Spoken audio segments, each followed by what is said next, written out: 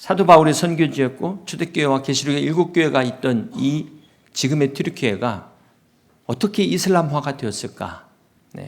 아마 대부분 성지순례 다녀오신 분들은 똑같은 생각을 하셨을 겁니다. 이스탄불의 하기야 소피아를 보신 분들은 그 웅장한 기독교 성당이 지금 이슬람 사원으로 변해 있어요. 참 안타까움을 금할 길이 없었습니다. 우리로 말하면 교회가 겉은 멀쩡한데 안에 절로 바뀐 겁니다. 어찌 이런 일이 일어났을까요? 제가 역사를 찾아보니까 로마 황제 콘스탄티누스 1세가 313년에 밀라노 칙령으로 기독교를 공인합니다. 기억나시죠? 세계사 시간에 배운 거 복습 한번 해보겠습니다. 330년에 지금의 이스탄불을 콘스탄티노플로 개명하고 새로운 수도로 선포하게 됩니다.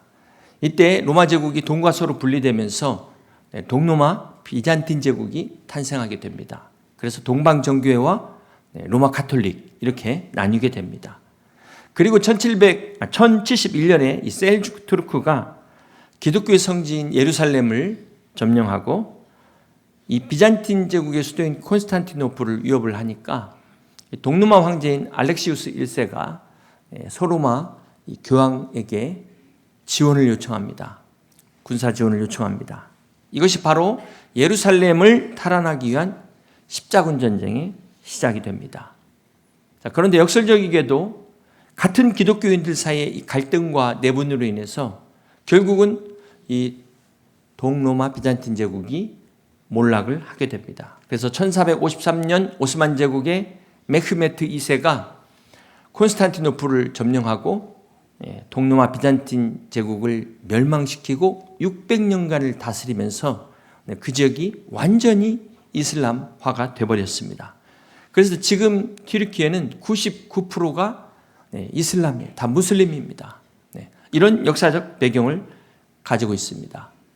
계시록에 기록된 소아시아의 7교회가 있는 이 튀르키예가 어떻게 이슬람에게 넘어갔을까?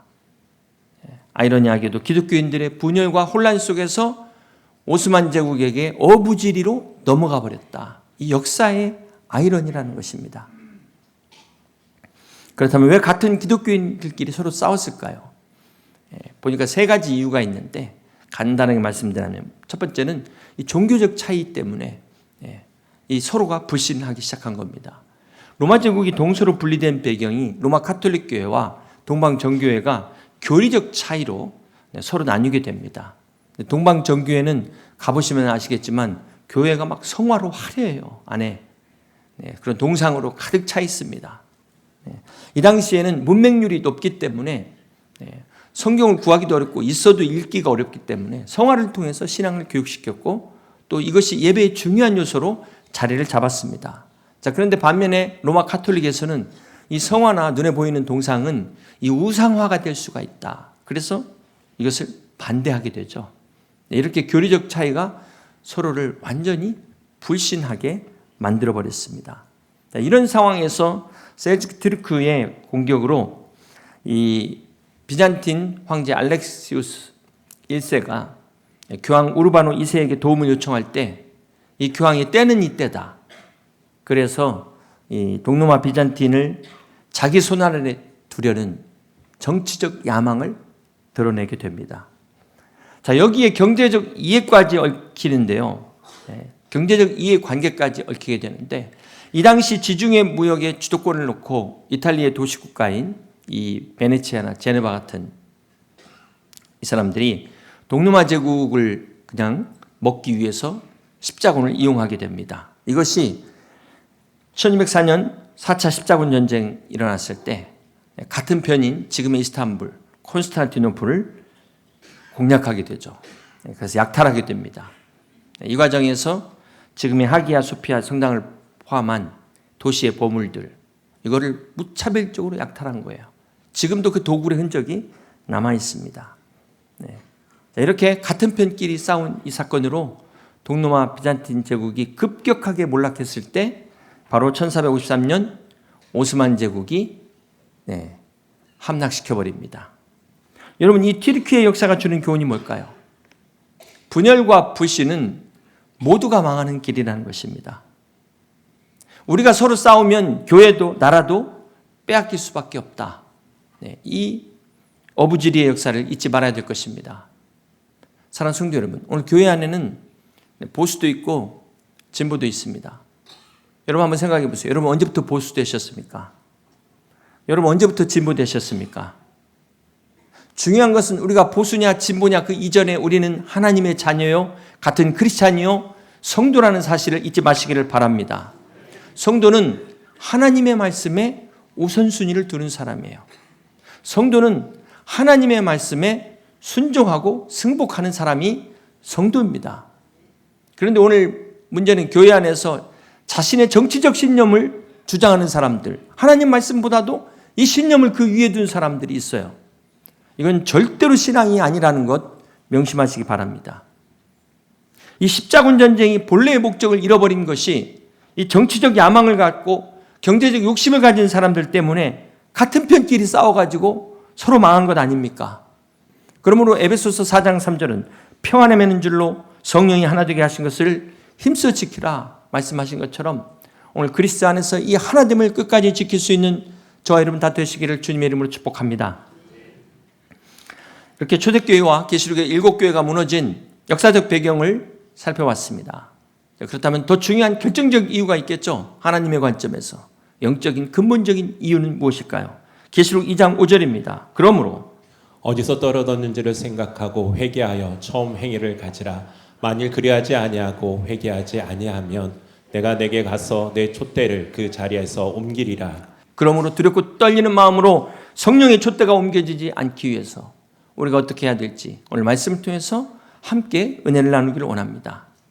오늘 히브리서 12장은 우리 신앙의 여정을 육상경주에 비유하고 있습니다. 이 히브리서 12장은 앞에 믿음의 11장, 믿음의 선진들을 본받아 믿음의 경주를 어떻게 해야 되는가를 우리에게 말씀하고 있습니다. 우리 다시 한번 12장 1절을 보십니다. 이러므로 우리에게 구름같이 둘러싼 허다한 증인들이 있으니. 여기 구름같이 둘러싼 허다한 증인들이 누구를 말하는 걸까요? 바로 앞에 11장에서 나오는 그 믿음의 전당들에 소개된 수많은 믿음의 영웅들을 이야기하는 것입니다. 히브리서 11장은 믿음장이라고도 합니다. 그래서 믿음은 바라는 것들의 실상이요 보지 못하는 것들의 증거니 선진들이 이로써 증거를 얻었느니라 말씀하고 있습니다. 믿음의 사람은 이 땅에서 소원을 성취하는 사람이 아니라 이 땅에서 믿음으로 승리한 사람이라고 말씀하고 있습니다. 그러면서 믿음의 영웅들을 소개하면서 히브리서 11장 마지막에 보면 이렇게 이야기하고 있습니다. 또 어떤 이들은 조롱과 채찍질 뿐 아니라 결박과 옥에 갇히는 시련도 받았으며 돌로 치는 것과 톱으로 켜는 것과 시험과 칼로 죽임을 당하고 양과 염소의 가죽을 입고 유리하여 궁핍과 환난과 확대를 받았으니 이런 사람은 세상이 감당하지 못하느니라. 그들이 광야와 산과 동굴과 토굴에 유리하였느니라. 여기 광야와 산과 동굴과 토굴에 유리한 성도들의 삶을 튀르키예 카파도키아에 가면 데린쿠유라는 지하도시에서 볼 수가 있습니다. 사진을 보시면 이 게레메라는 지역이 초기 기독교인들이 핍박을 피해서 이곳에서 생활을 했습니다. 데린쿠유, 터키어로 깊은 우물이라는 뜻인데요. 다음 사진에 보시면은 그 지도인데요.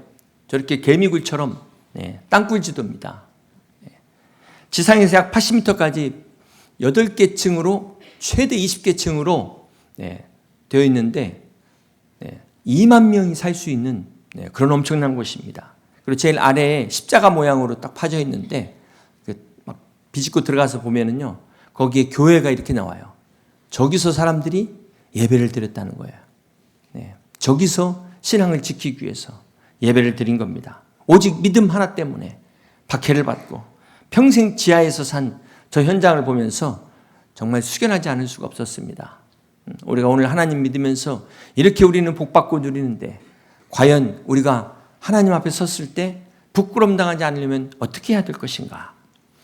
사랑하는 성도 여러분, 히브리서 11장 39절은 이 사람들은 다 믿음으로 말미암아 증거를 받았으나 약속된 것을 받지 못하였으니 이는 하나님이 우리를 위하여 더 좋은 것을 예비하였은즉 우리가 아니면 그들로 온전함을 이루지 못하게 하려 하심이라. 이게 무슨 말일까요?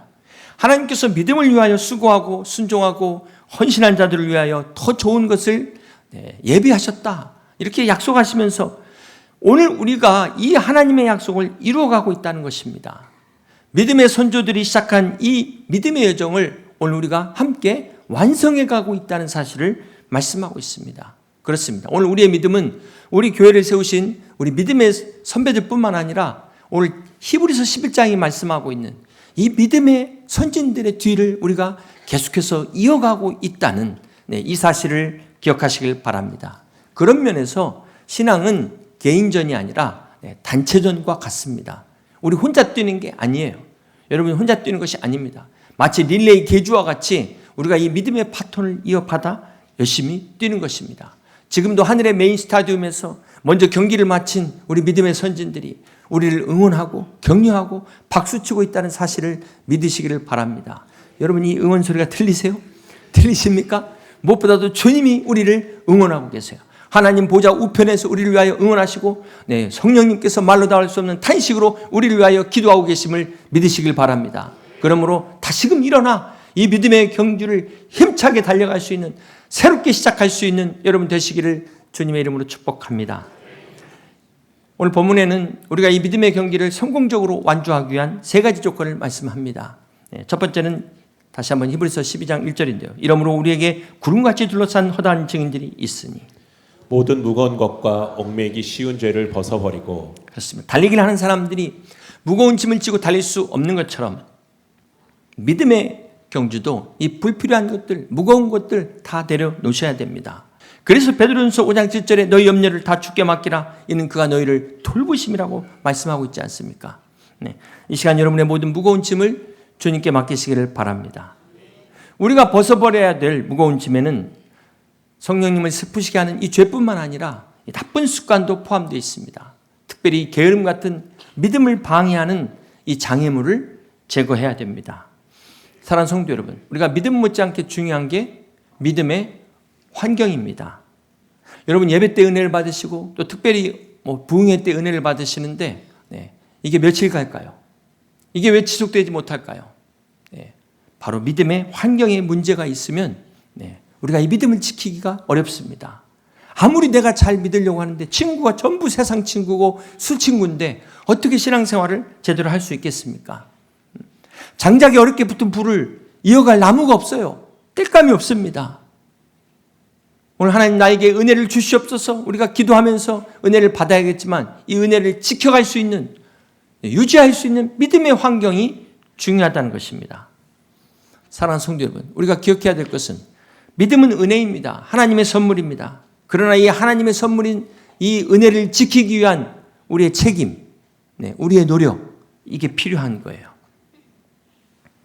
또한 얽매이기 쉬운 죄라는 것은 이게 꼭 나쁜 죄뿐만 아니라 하나님께 가까이 나아가는 것을 방해한다면 내가 아무리 사랑하는 아무리 좋은 것도 죄가 될 수 있다는 사실을 잊지 말아야 될 것입니다. 그러지 않아도 힘든데 교회 와가지고 왜 자꾸 죄 얘기를 하냐? 여러분 우리가 이 죄책감과 죄의식을 구분하셔야 돼요.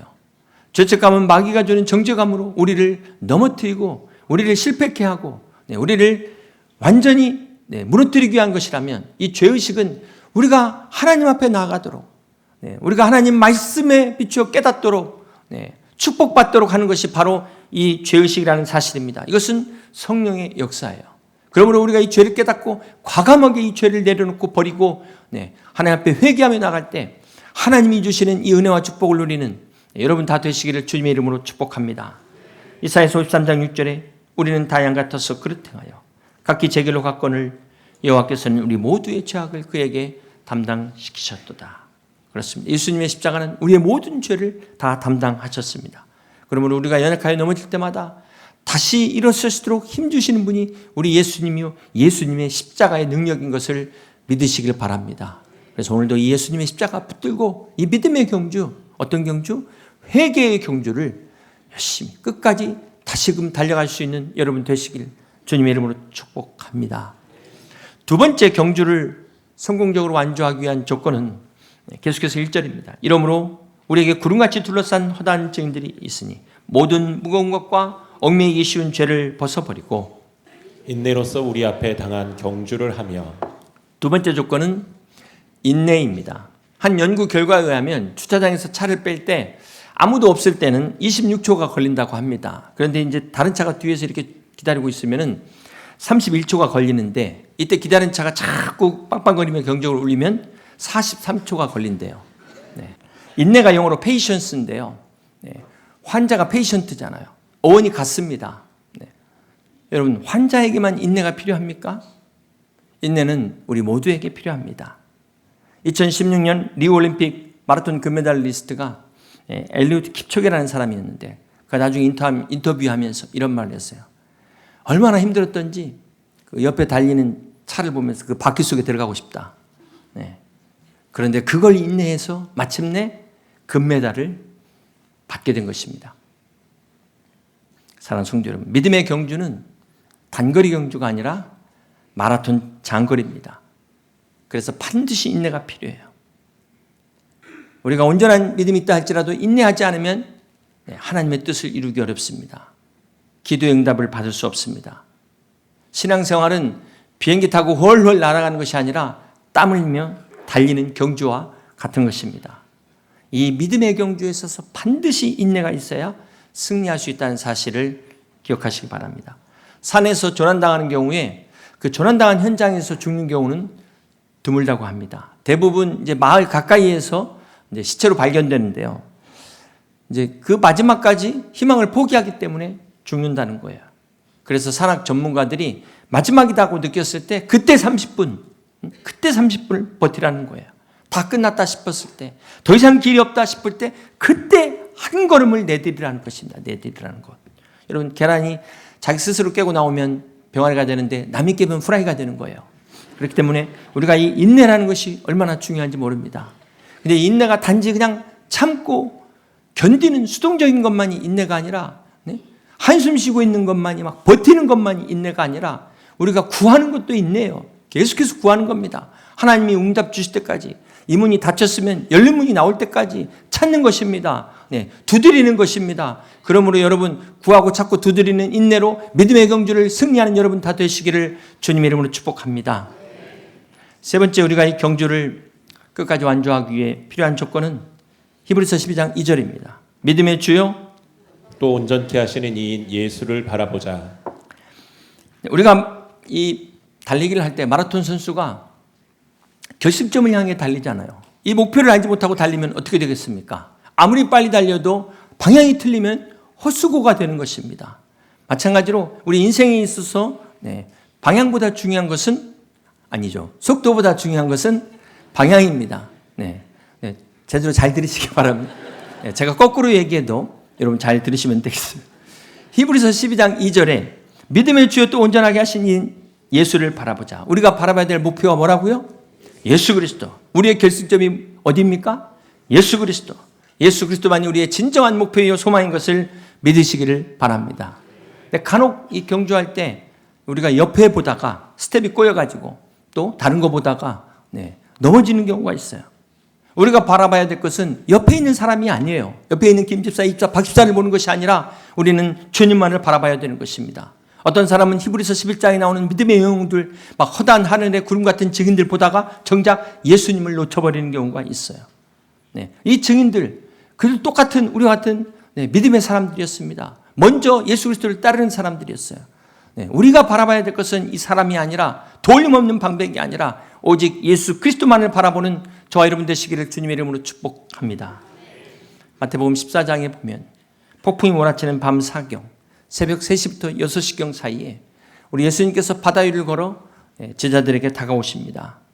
이때 배에 탄 제자들이 막 유령을 본 줄 알고 깜짝 놀라 당황하는데, 주님인 것을 알아본 베드로가 이때 주님에게 주여 만일 주님이시거든 나를 명하사 무리로 오라 하소서 이렇게 요청합니다. 이에 주님께서 오라고 말씀하시니까 베드로가 즉시 배에서 뛰어내려 무리를 걷기 시작합니다. 한 걸음 한 걸음. 이렇게 무리를 걷기 시작했을 때 갑자기 제정신이 들어와요. 그 순간 이 밑에 바다를 보고 또 옆에 풍랑을 보면서 이 베드로가 두려운 마음이 들어오면서 빠지기 시작합니다. 겁에 질린 베드로가 주여 나를 구원하소서. 그러자 주님이 즉시 베드로의 손을 잡아 붙잡으시면서 이렇게 말씀하셨습니다. 믿음이 작은 자여 왜 의심하였느냐. 사랑하는 성도 여러분, 오늘 우리가 예수님을 바라보면은 우리도 무리를 걸을 수 있음을 믿으시길 바랍니다. 네. 예수님을 바라보며 나가면 우리가 불가능하다고 생각한 그 모든 일들 하나님께서 가능하게 하실 줄 믿으시길 바랍니다. 문제는 우리가 예수님을 바라봤다가 세상을 바라보는 거예요. 우리가 예수님을 바라봤다가 우리의 현재 문제만을 바라보고 어려운 상황을 바라보고 남을 바라보다 보니까 남들이 한 얘기 바라보다 보니까 두려움에 빠지게 되는 것입니다. 그러다가 진짜 빠지는 겁니다. 그러므로 우리는 예수님만 바라봐야 합니다. 우리의 시선을 예수님께 돌려서 주님만을 바라보는 여러분 되시기를 바랍니다. 왜 주님만을 바라봐야 되냐면요, 우리는 예수님과 세상을 동시에 볼 수 없어요. 세상을 보면서 예수님을 동시에 볼 수 없기 때문에 그렇습니다. 그래서 달리는 경주에게 이 눈가림길에서 전방만을 보도록 한 것처럼 우리가 예수님만을 바라봐야 되는 것입니다. 또한 우리 믿음의 사람들에게 있어서 예수님을 바라보는 게 이게 진짜 복이라는 거예요. 하나님을 가까이 함이 내게 복이라 다윗이 그렇게 고백했던 것처럼 우리가 예수님을 바라볼 수 있는 게 특권이라는 사실을 믿으시길 바랍니다. 예수님 자체가 우리에게 보상이요 상이라는 사실을 잊지 마시기를 바랍니다. 그러므로 모든 방해물과 무거운 짐을 벗어버리고 오직 예수 그리스도만을 바라보고 우리에게 주어진 이 회개의 경주, 인내의 경주, 소망의 경주를 끝까지 달려가는 여러분 되시기를 주님의 이름으로 축복합니다. 이제 말씀을 정리합니다. 사랑하는 성도 여러분, 인생이 뭐냐고 물으신다면 믿음의 경주라고 말하겠습니다. 이 경주의 마지막에는 상이 있다고 주님이 말씀하셨어요. 디모데후서 4장 7절입니다. 나는 선한 싸움을 싸우고 나의 달려갈 길을 마치고 믿음을 지켰으니 이제 후로는 나를 위하여 의의 면류관이 예비되었으므로 주 곧 의로우신 재판장이 그날에 내게 주실 것이며 내게만 아니라 주의 나타나심을 사모하는 모든 자에게도니라. 그렇습니다. 이 믿음의 면류관을 사도 바울뿐만 아니라 오늘 믿음의 경주를 달리고 있는 우리 모두에게 하나님께서 약속해 주셨습니다. 야고보서 1장 12절 시험을 찾는 자는 복이 있나니 이는 시련을 견뎌낸 자가 주께서 자기를 사랑하는 자들에게 약속하신 생명의 면류관을 얻을 것이기 때문이라. 하나님께서 저와 여러분을 위하여 예비하신 이 생명의 면류관을 바라보며 믿음의 경주를 달려가는 여러분 되시기를 주님의 이름으로 축복합니다. 사랑하는 성도 여러분, 믿음은 하나님이 주시는 은혜입니다. 선물입니다.